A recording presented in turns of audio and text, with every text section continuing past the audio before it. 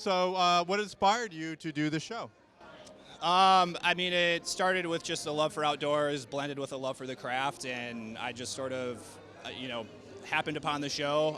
Was invited to it a few seasons in, and just I've been on the show for numerous seasons, and now it's just like such a huge part of me. So.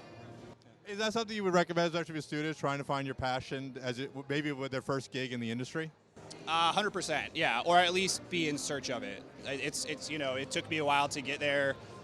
There's luck involved, but I think just know the direction you'd like to go. And it doesn't mean you can't course correct, but I think work toward what is going to drive your passion, because it can be daunting. It's long hours. It's stressful. If there's not that passion in it, you're going to burn yourself out. What was? Did you go to film school, or did you? I didn't actually. I went to school for aerospace engineering, and I sort of stumbled into it because a friend worked in film. But looking back, I had a knack for it. I was shooting little, movies when I was little, and even back in kindergarten. Apparently, I don't know if you remember, but a lot of times you kind of write, "When I grow up, I want to do X," and I completely forgot about it. And 30 years later, my mom sent it to me in a box, and apparently, I wanted to make films. So I'm getting close. I'm in the industry.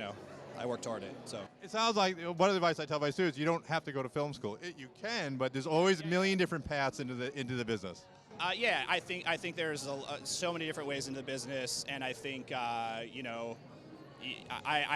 never stop learning. I'm still constantly learning, and I'm still constantly finding my personal voice, and I'm still constantly finding things that inspire me, and that's hopefully never is gonna end, regardless of what industry you work in, but especially in storytelling and the film industry. It's